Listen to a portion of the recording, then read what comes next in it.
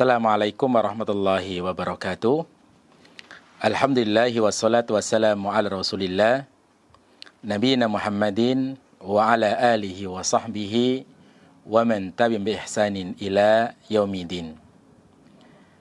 Alhamdulillah, kita bisa melanjutkan kembali pelajaran kita untuk melanjutkan pelajaran bahasa Arab, yaitu dengan menggunakan kitab Mulakhas Qawaidil Lughah Al-Arabiyyah.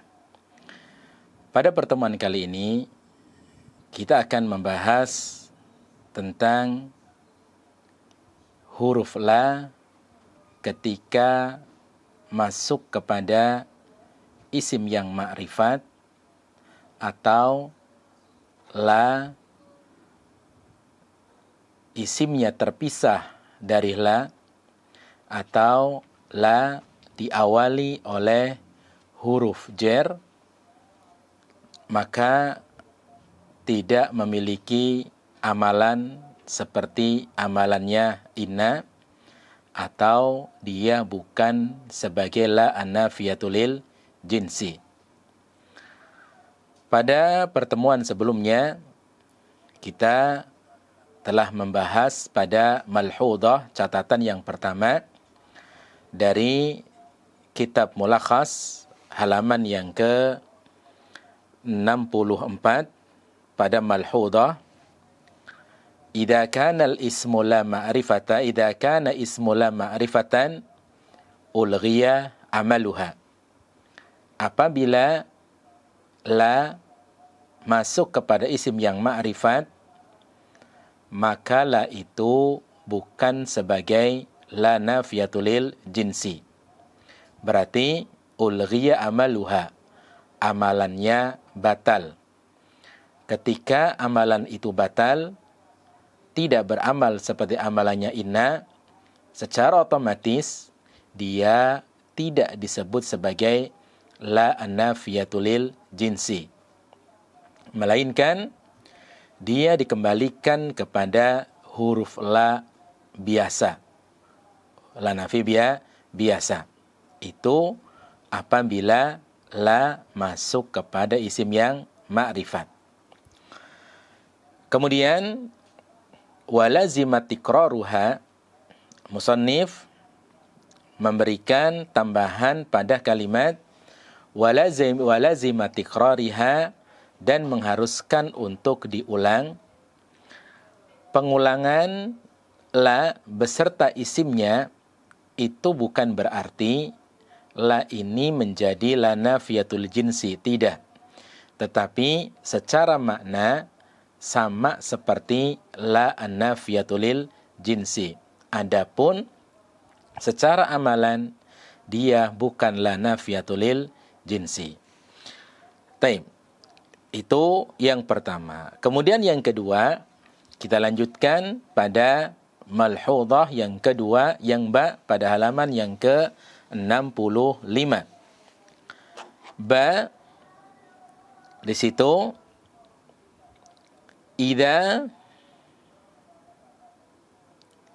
dakhala ala la harfu jarrin jarra ma ba'daha wa asbahat la zaidatan limujarradi nafyi. Baik. Idza dakhala ala la, apabila masuk kepada la harfu jarrin, huruf jar. Harfu pada kalimat ini rafa sebagai fa'il dari fi'il dakhala.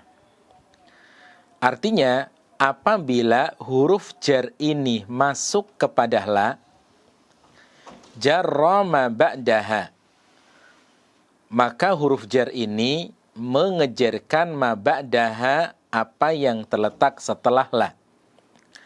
Wa asbahat la zaidatan, menjadilah la zaidatan, la tambahan, li mujarradin nafyi, hanya sekedar untuk penafian. Taib asbahat la di sini berkedudukan sebagai isimnya asbahat, zaidatan nasab sebagai khobarnya asbahat. Asbahat di sini memiliki arti sara, menjadi, sebagaimana yang telah kita pelajari pada pembahasan-pembahasan sebelumnya, bahwa asbaha ini terkadang memiliki makna yang lain. Salah satunya adalah memiliki arti sara, menjadi. Makanya pada kalimat wa asbahat lazaidatan tidak kita artikan di waktu pagi, tapi kita artikan sara. Wa asbahat lazaidatan, menjadilah la zaidatan, huruf tambahan, li mujarradin nafyi, sekedar untuk menafikan saja. Sebelum kita masuk pada contoh yang ada pada kitabnya, catatan yang kedua pada halaman yang ke-65 pada malhudah di sini adalah apabila la ini kemasukan oleh huruf jar ba atau huruf jar yang lainnya, maka la ini tidak beramal seperti amalannya inna. Atau la ini bukan la nafilil jinsi. Sekalipun setelah la, isim yang setelah la ini bentuk nakirah. Karena syarat untuk la an-nafiyatu lil jinsi tidak boleh didahului, tidak boleh diawali oleh huruf jar. Maknanya berarti apabila la ini kemasukan oleh huruf jar, berarti la batal amalannya, bukan la nafilil jinsi. Lalu keberadaan la di sini dia sebagai apa? La yang ada pada kalimat tersebut nantinya adalah la nafi biasa. Hanya sekedar untuk menafikan saja. Adapun isim yang terletak setelah la majrur. Isim yang terletak setelah la dibaca majrur, dibaca kasrah. Bukan dibaca nasab sebagai isimnya la. Baik. Coba perhatikan pada contohnya di sini. Misal, yataqaddamul jundiyu bila khaufin. Tentara itu maju bila khaufin, tanpa rasa takut. Syahidnya di sini adalah kalau kita perhatikan pada kata khauf. Khaufin ini majrur. Kenapa majrur? Karena diawali karena kemasukan oleh huruf jar ba di sini, ba. Nah, la di sini sudah tidak beramal lagi. La zaidah li mujarradin nafyi. Keberadaan la di sini hanya sekedar untuk menafikan saja, dan keberadaannya huruf tambahan untuk menafikan. Oleh karena itu, tidak boleh kita membacanya yataqaddamul jundiyu bila khaufa. Wa hadhihi qira'atun khata'. Maka ini bacaan yang salah. Kenapa? Karena tidak terpenuhi syarat untuk menjadi la an-nafiyatu lil jinsi. Faidzalika, oleh karena itu, bila ba harfu jarrin, ba bila ba ini huruf jar. Mabniyun 'alal kasri la mahalla laha minal i'rab. Mabni dengan kasrah, tidak memiliki i'rab dan kedudukan. La harfu nafyin zaidatun. La di sini adalah huruf nafi zaidah, tambahan. Khaufin majrurun bil ba. Khauf, kata khauf adalah majrur. Dia dimajrur bil ba karena adanya huruf ba. Karena ba di sini adalah huruf jar. Jadi semacam itu. Contoh yang lainnya adalah ja'al faqiru bila zadin. Ja'al faqiru bila zadin. Kita bikin contoh di sini. Ja'al faqiru bila zadin. Taib. Ja'al faqiru bila zadin. Al-faqiru marfu sebagai fa'il. Bila zadin, zadin di sini majrur. Kenapa majrur? Karena diawali kemasukan oleh huruf jar ba. La sudah batal amalannya karena kemasukan oleh huruf jar ba. Sehingga la di sini adalah keberadaannya limujarradin nafyi, untuk sekedar menafikan saja dan bukan menjadi saudara inna atau bukan disebut sebagai la an-nafiyatu lil jinsi. Ja'al faqiru bila zadin, orang fakir itu datang bila zadin tanpa membawa bekal. Taib. Contoh yang lainnya, kalau kita bikin contoh yang lain adalah akaltu ar-ruzza bila mil'aqatin. Akaltu ar-ruzza bila mil'aqatin. Taib. Perhatikan pada kalimat bila mil'aqatin. Nah, la di sini bukan la nafiyatul lil jinsi. Kenapa? Karena dia sudah tidak beramal lagi. Karena sudah kemasukan oleh huruf jar ba. Karena syaratnya la nafiyatul jinsi adalah tidak boleh kemasukan huruf jar. Sekalipun isim yang terletak setelah la bentuk nakirah. Mil'aqah pada contoh yang kita buat adalah isim yang nakirah. Tetapi karena la ini sudah kemasukan oleh huruf jar, maka la batal amalannya. Sehingga mil'aqatin majrurun. Mil'aqah dibaca majrur karena diawali oleh huruf jar ba. Akaltu ruzza bila mil'aqatin. Saya makan nasi tanpa sendok. Itu adalah contoh untuk la yang tidak beramal seperti amalannya inna atau la bukan la nafiyatul lil jinsi. Taib. Kemudian yang ketiga, jim.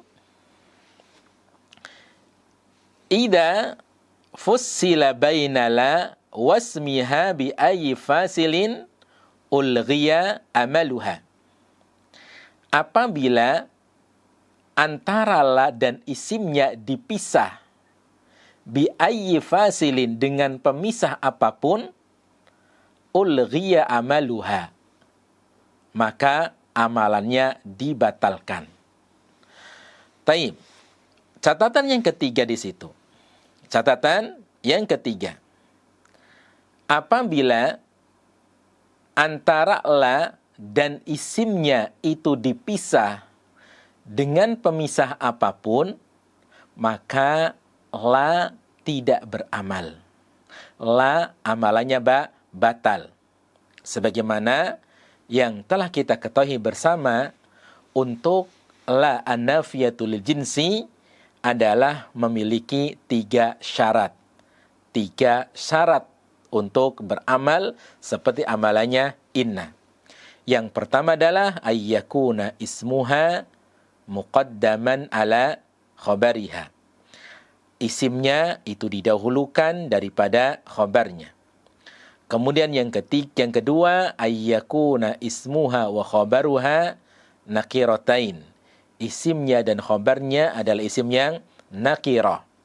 Kemudian yang ketiga, isimnya di situ adalah tidak boleh kemasukan oleh huruf la dan tidak boleh adanya pemisah. Ayyakuna ismuha muqaddam. Isimnya itu didahulukan. Letaknya harus setelah la. Tidak boleh dipisah. Berarti kalau ada la, kemudian ada isim nakirah, keberadaannya terpisah, maka la ini bukan la an-nafiyatu lil jinsi, melainkan la nafi biasa. Sekedar untuk menafikan saja. Misal, contohnya pada kitabnya di situ adalah la fiha ghaulun. La fiha ghaulun. La harfu nafyin. La harfu nafyin. La di sini huruf nafyi. Fiha jarun wa majrurun fi mahalli raf'in khabarun muqaddam.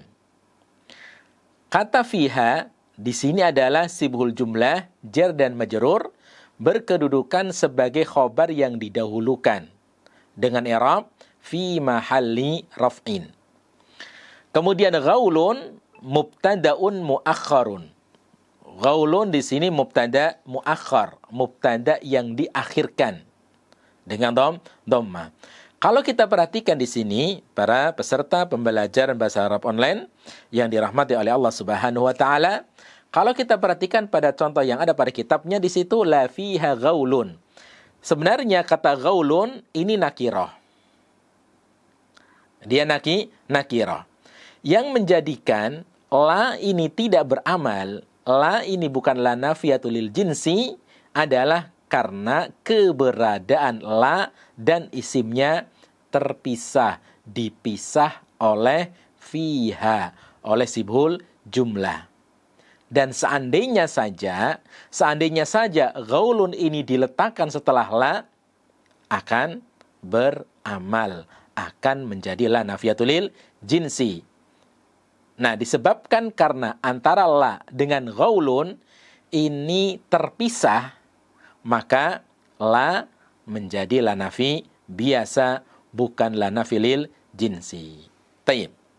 Contoh yang lainnya, misal kita bikin contoh yang lain. La fil baiti rajulun. La fil baiti rajulun. Adalah, ada rajulun. Nah, rajulun isim nakirah. Keberadaannya itu terpisah dari la. Siapa yang memisahkan? Yang memisahkan di sini ada kata fil bait. Berarti la fil baiti rajulun, la tidak beramal seperti amalannya inna. La bukan la nafilil jinsi, tetapi la nafi biasa. Ketika dia menjadi la nafi biasa, maka kedudukan kalimat itu dikembalikan kepada kedudukan mubtada dan khobar. Maka rajulun ismun marfu'un mubtada'un muakhkharun. Rajulun adalah isim rafa berkedudukan sebagai mubtada yang diakhirkan. Fil baiti sibhu jumlatin jarun wa majrurun fi mahalli raf'in khabarun muqaddamun. Khabar yang didahulukan. Taib. Begitu juga kalau kita bikin contoh yang lainnya adalah la tahta syajarati ahadun. La tahta syajarati ahadun. Di situ ada la dan ada kata ahadun.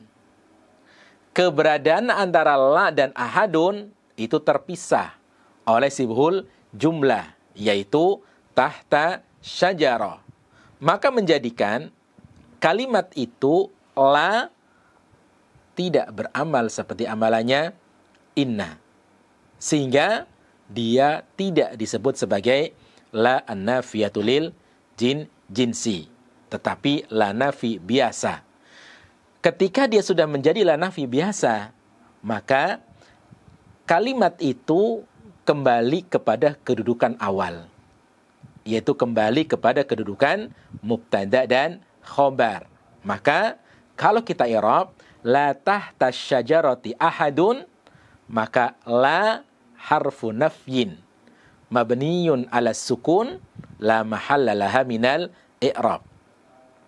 Tahta syajarati sibuhul jumlah min darfin wa mudafin ilaihi fi mahalli raf'in khabarun muqaddamun. Ahadun marfu'un mubtada'un muakhkharun. Mubtada yang diakhirkan. Jadi seperti itu, silahkan bisa dikembangkan kepada contoh-contoh yang lainnya. Taib. Kemudian catatan yang keempat, dal yajuzu hadfu khabari la an-nafiyatu lil jinsi idza fuhima min siyakil kalam. Yajuzu boleh, hadfu membuang, khabari la, khabarnya la, an-nafiyatu lil jinsi, an-nafiyatil jinsi, khabar la nafi lil jinsi, idza fuhima min siyakil kalami, apabila bisa dapat difahami dari sebuah kalimat. Taib. Sebelum kita masuk kepada contoh, kita akan sedikit untuk menjelaskan pada catatan yang keempat yang berkaitan dengan la an-nafiyatu lil jinsi. Catatan yang keempat di sini adalah bahwa khabar daripada la an-nafiyatu lil jinsi itu boleh dibuang. Boleh dibuang. Taib. Jadi begini, para peserta pembelajaran bahasa Arab awalan yang dirahmati oleh Allah Subhanahu wa taala. Masalah ini harus kita perhatikan tentang syarat daripada la an-nafiyatu lil jinsi. Syarat daripada la an-nafiyatu lil jinsi. Kita ingatkan kembali bahwa la an-nafiyatu lil jinsi memiliki syarat penggunaan dalam sebuah kalimat. Syaratnya adalah yang pertama, ayyakuna ismuha muqaddaman ala khabariha. Isimnya jatuh langsung setelah la. Kemudian yang kedua, ayyakuna ismuha wa khabaruha nakiratain. Yang kedua adalah isimnya dan khobarnya bentuk nakirah. Keduanya nakirah. Berarti khobar daripada la nafiyatu lil jinsi tidak boleh dari sibuhul jumlah. Tidak boleh dari sibuhul jumlah. Kemudian yang ketiga, la tidak boleh kemasukan oleh huruf jar ba. Nah, yang harus diperhatikan di sini adalah syarat yang kedua. Syarat yang kedua untuk la nafiyatul jinsi.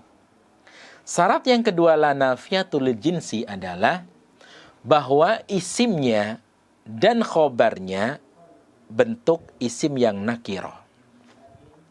Isimnya dan khobarnya harus dari isim yang nakirah. Contoh,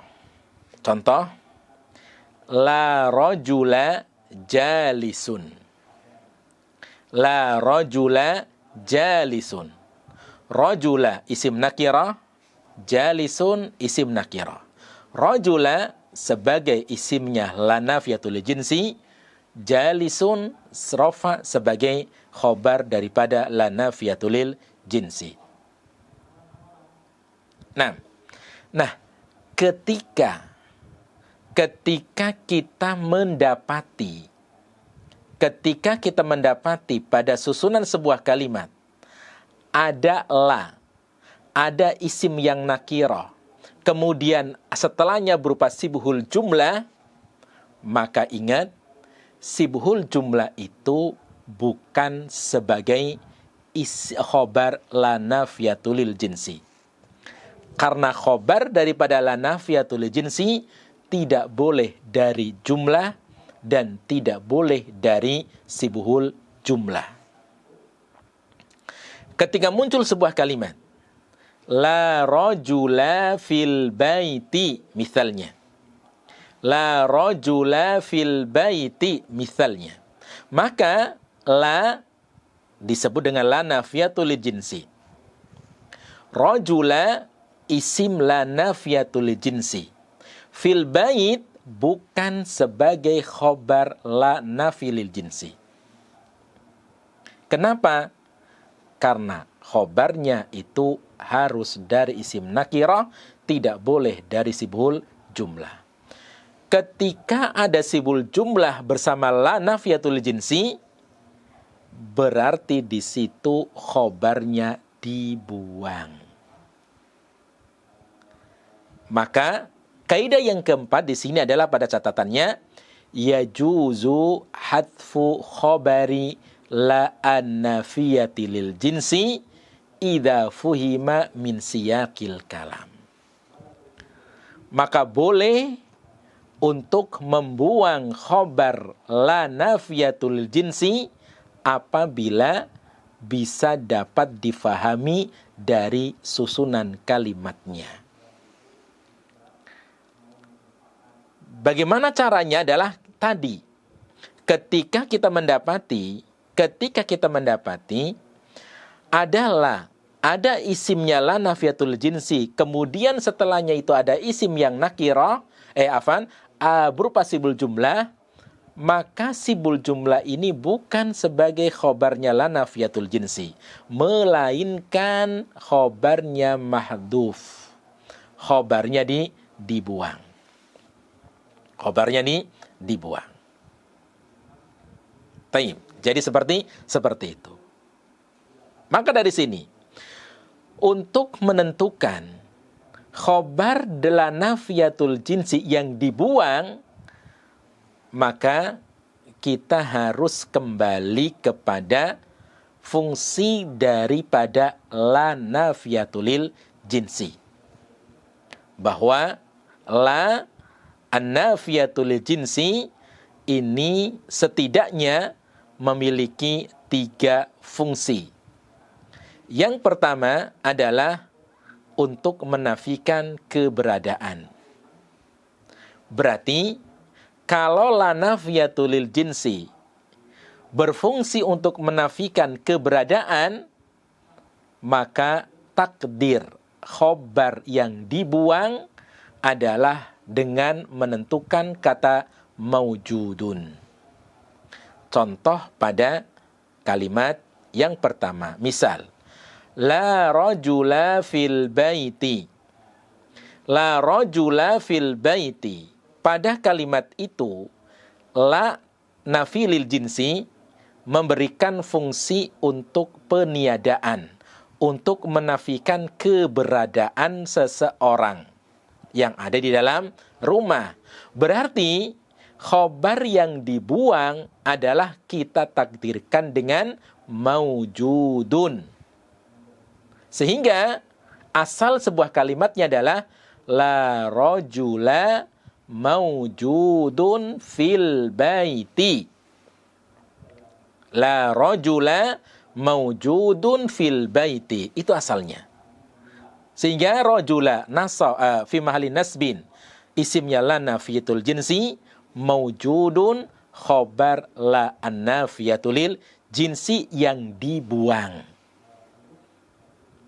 Maka cukup kita mengatakan la rajula fil baiti. Kenapa khobarnya dibuang? Karena dapat difahami dari siyakul kalam. Asalnya adalah la rajula maujudun fil bait. Karena sudah dapat difahami dari sebuah kalimat, sehingga maujudun, dibuang.